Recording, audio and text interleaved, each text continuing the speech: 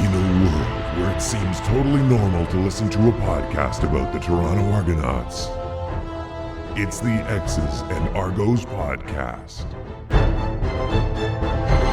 Welcome to the X's and Argos podcast, brought to you by Funny Bone Broth. Ben Grant here, along with JB, and before we get started today, I just want to advise you of a programming note.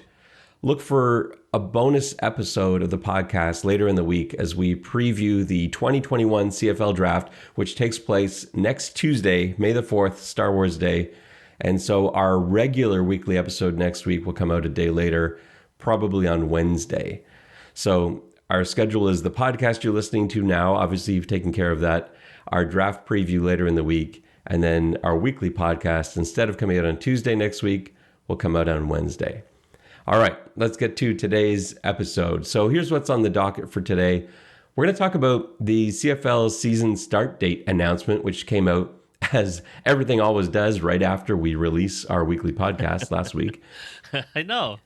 I don't know what it is. Every time, as soon as we upload it into the system, boom, breaking news, CFL or Argos. It is starting to feel personal. Yeah, I know. I think they purposely wait. So we've also got something to talk about in the Tyrone Crawford negotiation list edition. This is actually something that happened a while ago, but I wasn't aware of it until I saw this on 3 Down Nation. And I thought maybe we can talk about that a little bit today.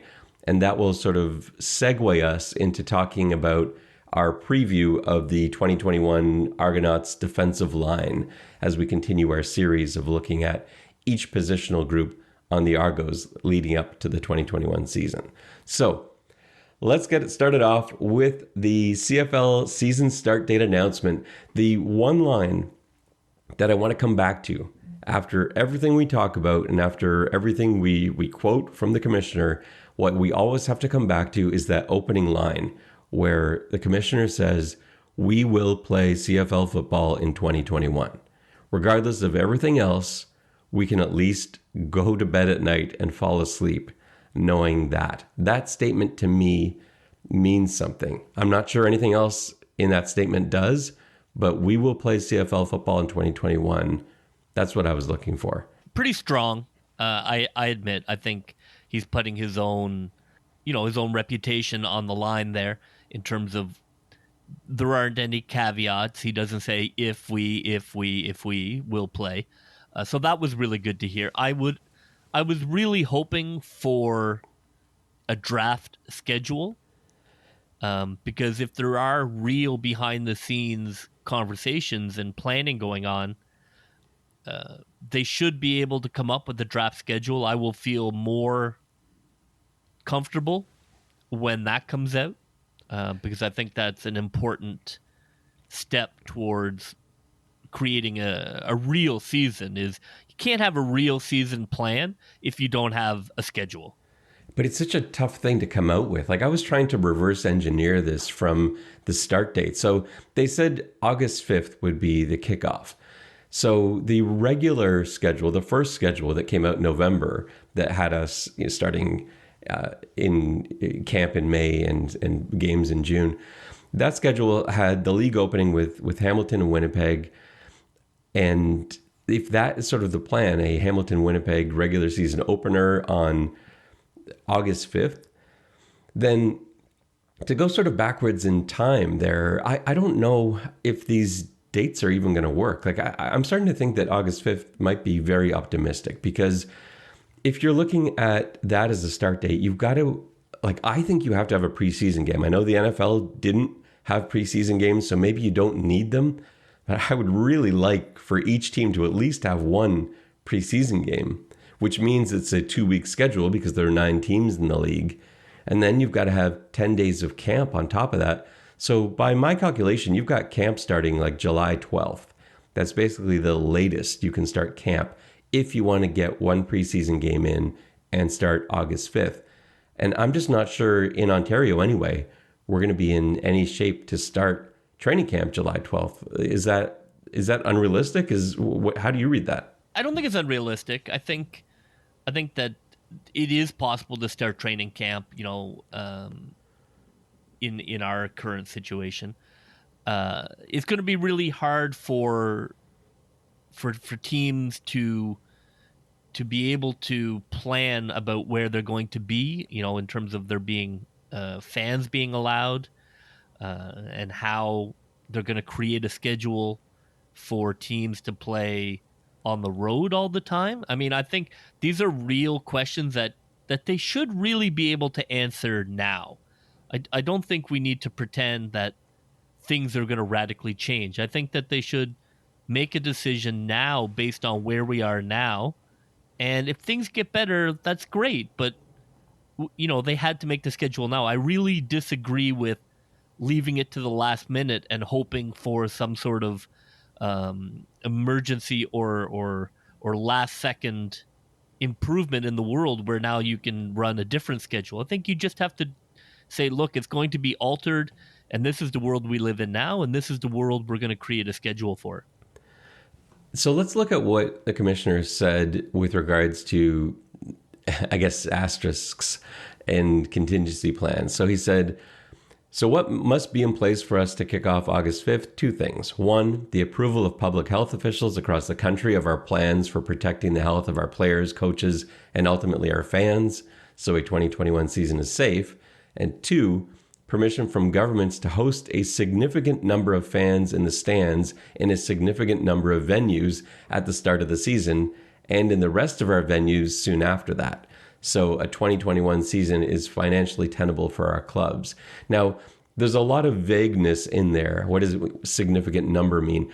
Farhan Louji said this past week that number is about 25% as a league average. That's what they're looking for, such that most teams can allow around 25% capacity.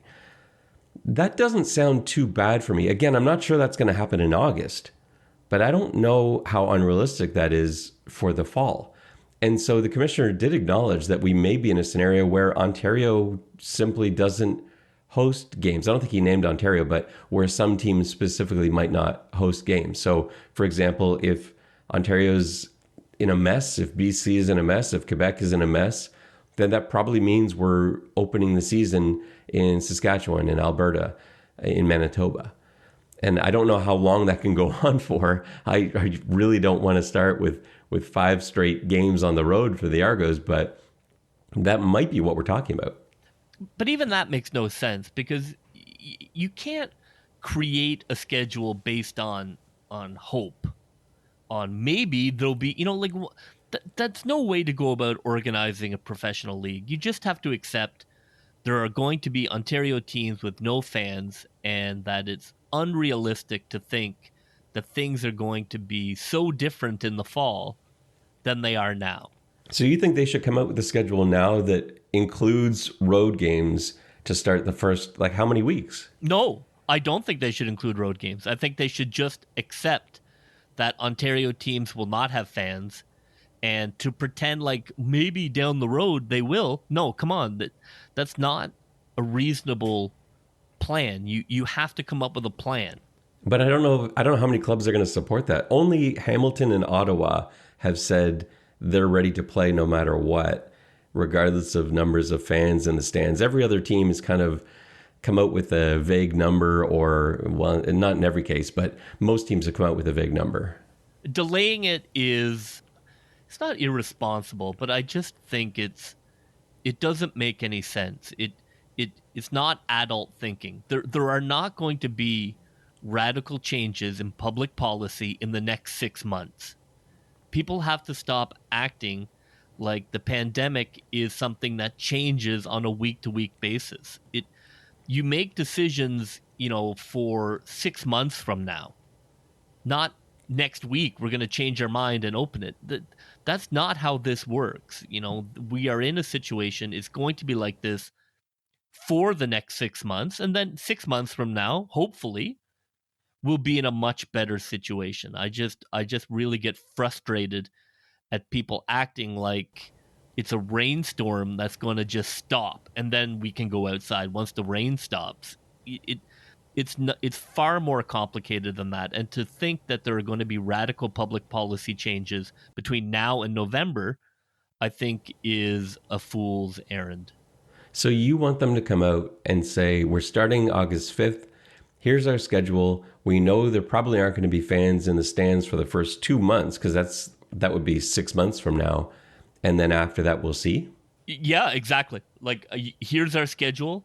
Here's the league we're going to play. Hopefully, maybe in the fall, we will have an ability to change some public policy, and those games that we have scheduled in Ontario will have fans, but maybe not.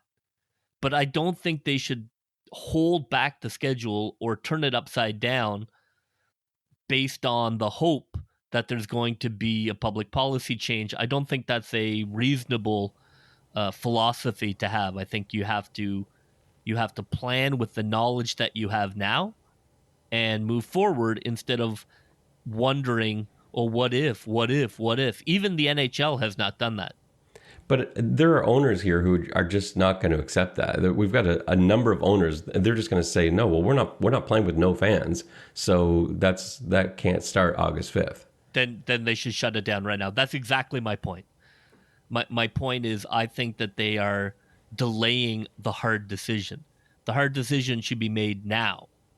Are you in or are you out? Not, well, let's see where we are in 3 months. I think that's a totally irresponsible plan. In 3 months, we're not going to be somewhere radically different than we are now. Hopefully, we're in a position where we're in a better place than we are now.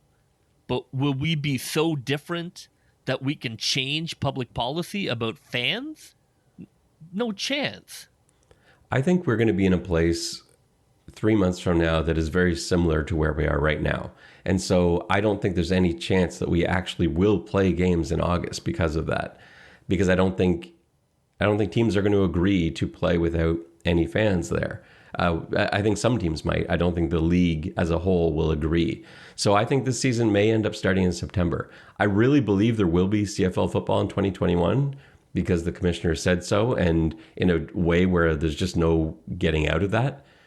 But I just don't. I don't see it starting till September. I would love, like you're saying, for them to put down a schedule and say, this is it. We play with fans or no fans. But you're just not going to get that. And so that probably leaves us with a start date that's at least a month later than it is now. We're getting into, but then you're getting, again, this is totally unfair to the players. It is. And you're getting into that, oh, maybe we'll change it. Oh, maybe September, maybe October. Oh, no, I guess not at all. And that's totally unacceptable to me. The sort of perpetual postponing of the schedule.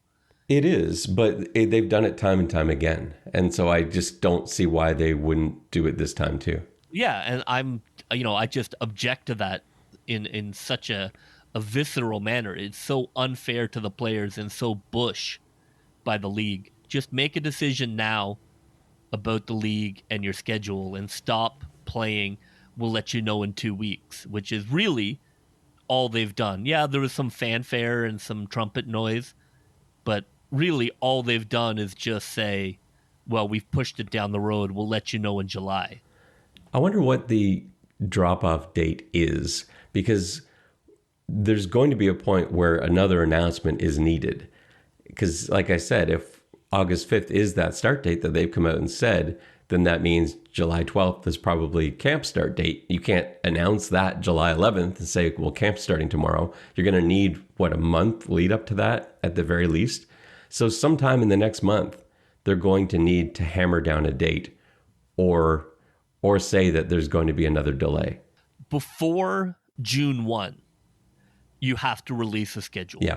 Or I would take that to be a sign that this is just PR and we're going through the same dance that they did last summer, and they're going to drag it out because they feel like the players don't have any leverage. And, maybe if there's a miracle, we play in the fall. And if there isn't, then they'll blame the pandemic, which is what no other professional sports league has done. No other league has handled the pandemic in this manner. And that's at the core of my frustration, that they're acting like a third tier ball hockey league instead of a professional sports league. Let's move on to our next topic. So we learned via 3 Down Nation that Tyrone Crawford of the Dallas Cowboys, Canadian Tyrone Crawford, defensive lineman of the Dallas Cowboys, was added to the Argos negotiation list at the end of March. No contract has been signed. We haven't heard anything about negotiations actually happening. This would be a really weird one because Tyrone Crawford is unquestionably a tremendous player. Basically a 9-year player with the Cowboys, a ton of starts in there. He's earned almost $50 million throughout his career. He's from the Windsor area. This signing, if it were to ever happen, would not be about money.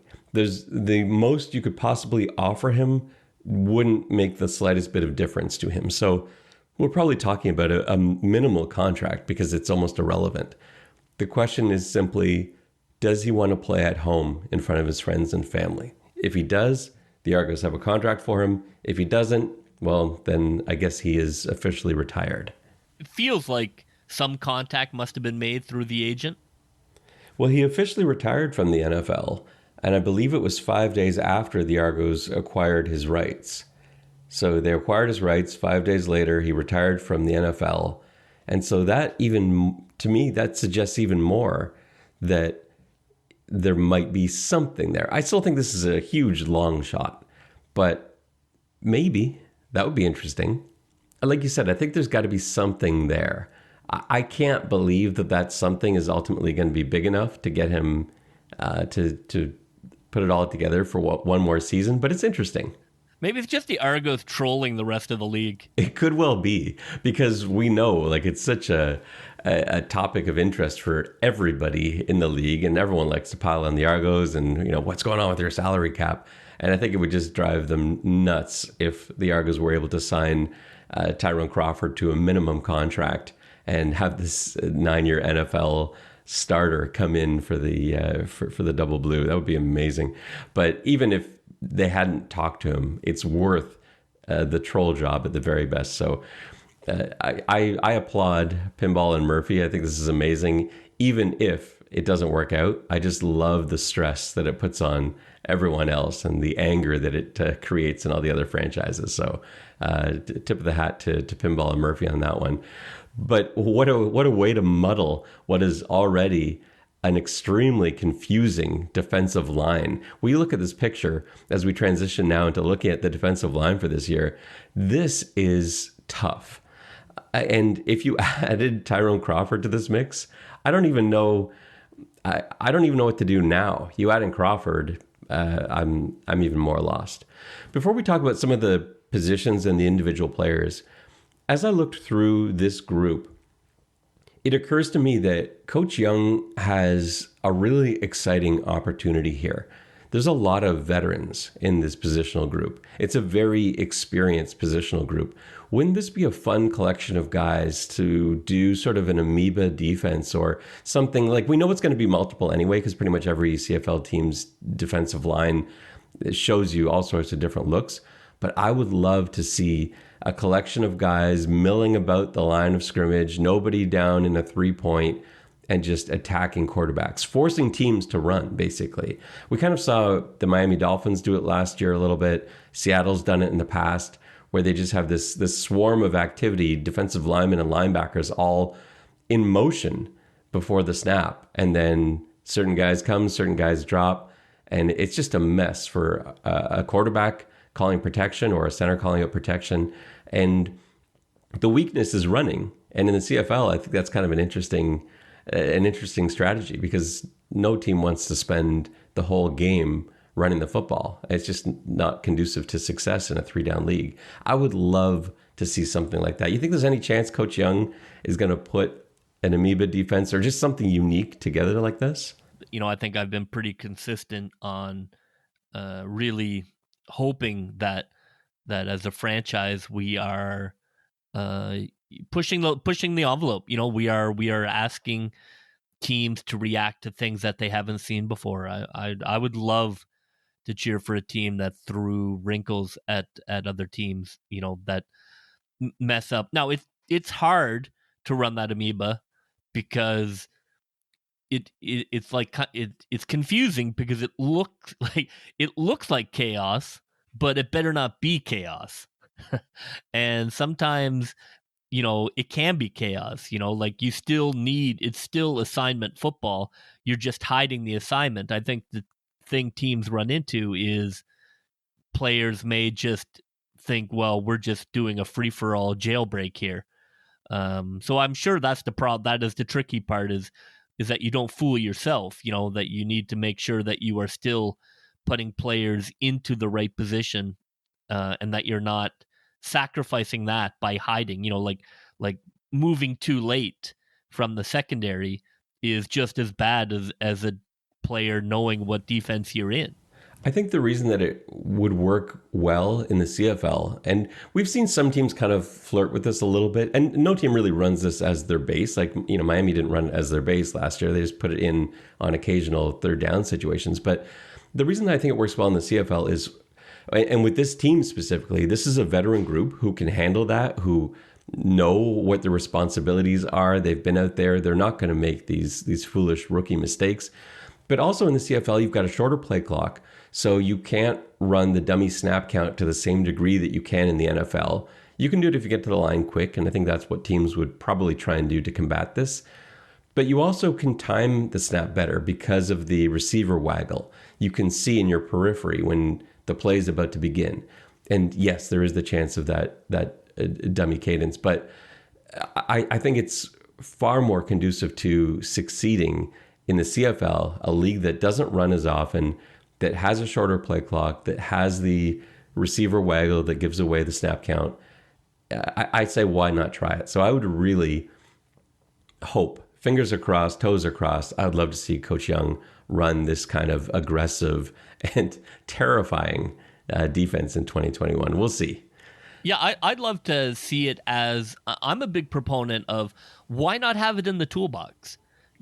Same offensively, like, from a high school perspective, where you would see teams run like the double wing. And I would say, well, why not run that as a set of plays? You don't have to be double wing all the time. Why not have it in the toolbox? And then you're really stretching defenses when you come out with radically different looks. And the same way, if you're looking at a quarterback who has set his protection, or whose center has set the protection a particular way the whole game, and then suddenly in the second half you turn that on its head, I think that's a terrific idea. Yeah, I'd love to see that.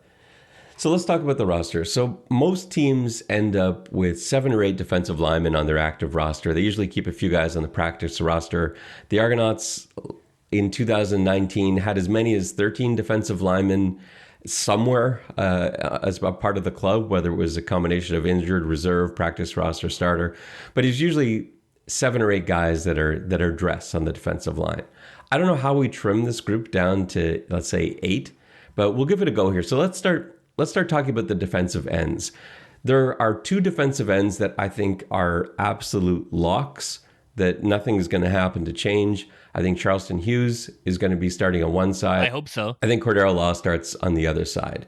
And even if he doesn't end up being the starter on the other side, I think he's there. Those 2 guys are definitely on the team. The wild card to me is Odell Willis, because what he looks like is going to dictate where all the other pieces fall. And as you talked about a few weeks ago when we talked about some of the new signings, you talked about the fact that Odell Willis still looked good in 2019, but there was a drop-off in his play. And so we're now 2 seasons later. What does he look like?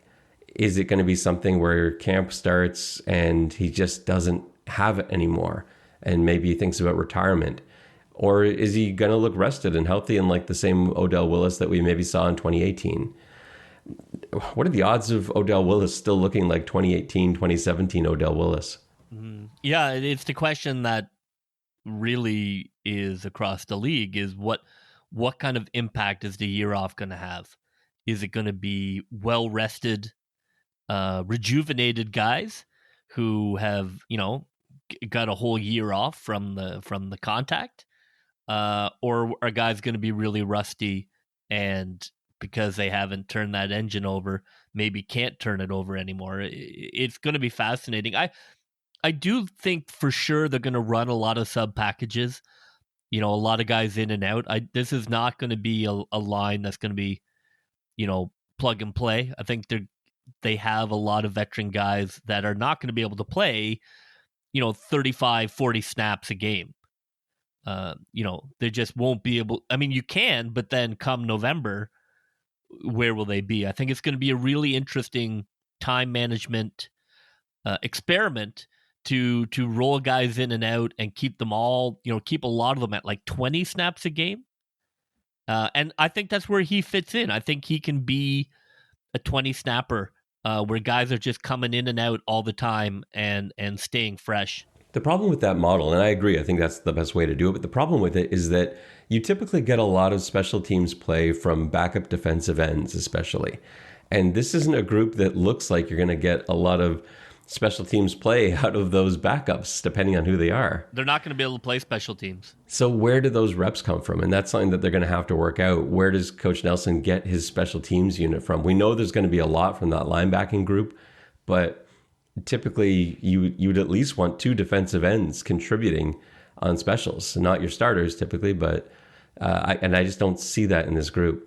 One of the guys that's really got to be wondering about the shape that Odell Willis is in is Robbie Smith. So he's Canadian, so I don't think he's going anywhere. He was on the roster in 2019, didn't get a ton of playing time, but he plays special teams. He was backing up at defensive end. He's a Peel product, so we're always cheering for Robbie Smith of St. Thomas Aquinas. But if Odell Willis decides that's it, he's going to hang it up, that's a huge break for Robbie Smith, who might suddenly find himself working his way into that rotation. Other guys that we've got battling it out, I feel like I was taking a close look this week at Eli Harold and Shane Ray, because they're essentially clones of each other. They're both 6'3", 245. They both ran a 4.6. They were both drafted to the NFL in 2015. They both played 4 years in the NFL, were both cut in 2019 after being on a practice squad. And so I feel like they're just hoping one of these guys turns out to still have it. And whichever one looks better in camp makes the team, and the other one is probably sent home. So I feel like one of those 2 guys earns a roster spot, and then you add them to Charleston Hughes, Cordero Law, and then is it either Odell Willis or Robbie Smith?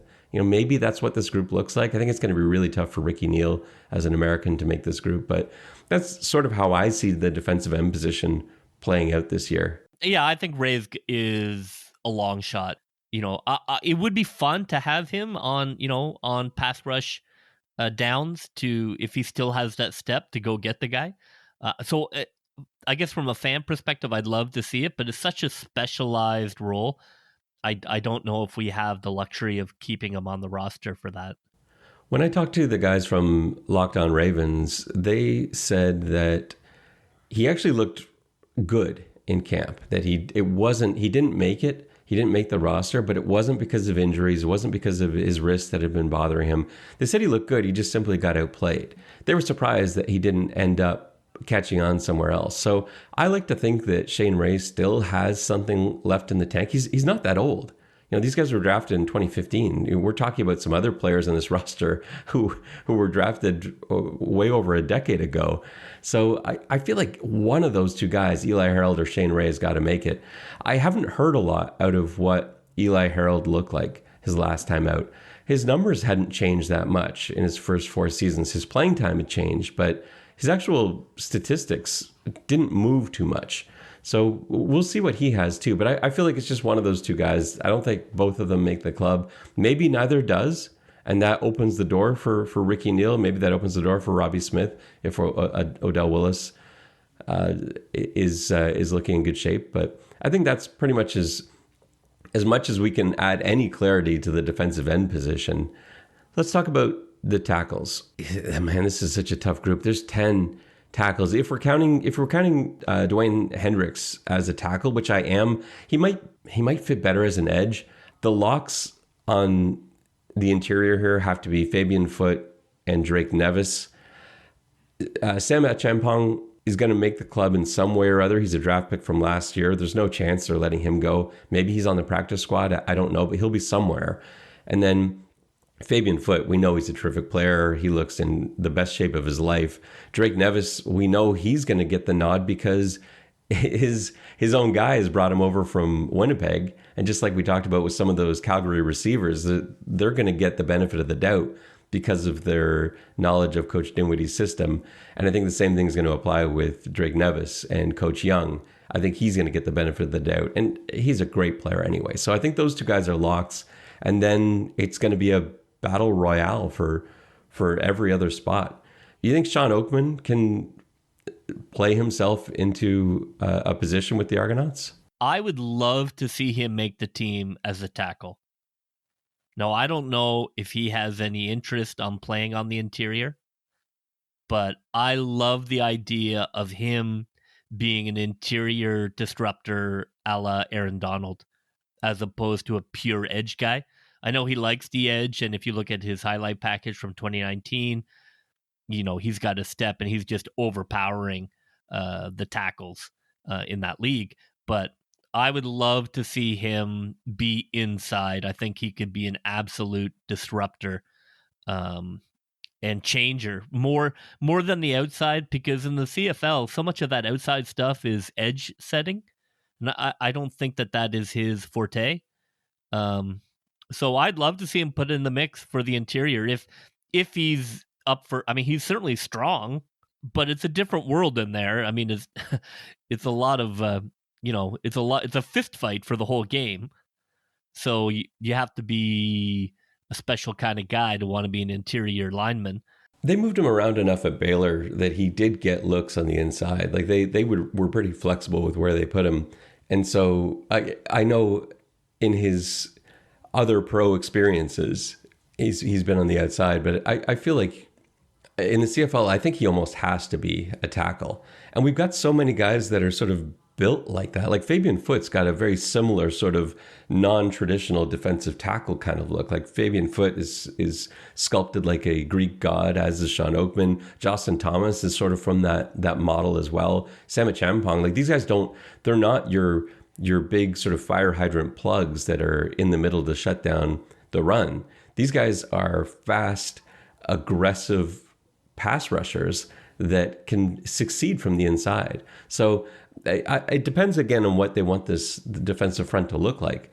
I think you're going to have one guy who's modeled more like the sort of Foote Oakman types, and then one guy that's modeled more like the Drake Nevis, Coney Ely, Ronald Ollie sort of types, Kyrie Thornton. So one sort of plug and then one guy that's really getting after you. Yeah, I think I don't think there's any, I don't think the edge is there. I think we have lots of edge guys.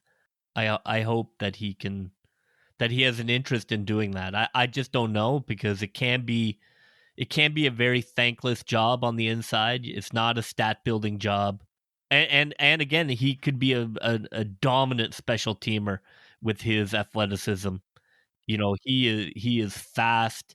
He could if that's what he wants to be, in essence, if he's not using the CFL as a launch pad, but in fact he's using the CFL as a league that he would like to be in for the next 6 or 7 years, I think that would be an amazing asset for the Argos if he wanted to be a special teams captain and an interior lineman. But I don't know. I mean, that's a pretty big change. I don't know if that's what he's up for. I would love to see he and Sam Champong in the same way. I'd love to see them both doing some special teams. I think Sam definitely is going to. If he's not in the practice squad, he's going to 100% see a lot of special teams time. But yeah, it would be fun to see Oakman out there as well. I think most of this depends on what we get from Coney Ely, what we get from Kyrie Thornton. Like Kyrie Thornton was an amazing player, but I don't know if we've seen good Kyrie Thornton since 2013 when he was at Southern Miss. He never really looked comfortable in the NFL, and he bounced around a little bit. So we don't know what we're going to get out of Thornton. Ely, we've talked about extensively before. We just don't know what kind of shape he's going to be in, what the motivation is going to be like playing in this new league. I'm pulling for Ely. I really hope he makes the squad. He's got a story that makes you want to cheer for him, and we'll have to wait and see. But I think it's going to be tough for both of those guys. I think Dwayne Hendricks, like I said, I don't think that's going to be easy for him. Ronald Ollie, same thing. Actually, both the small school guys too. Julian McLeod from Wagner, like he looks decent on film. Ronald Ollie at Nicholls State, like those guys look good against the competition they're playing.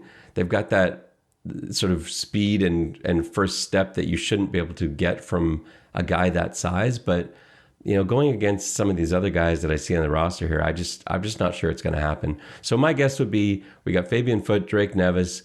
I wouldn't be surprised if it's Justin Thomas and then one of Coney Ely, Sean Oakman, and Kyrie Thornton. I think that's going to end up being your four, and I think that probably leaves Sam Achampong in the practice squad.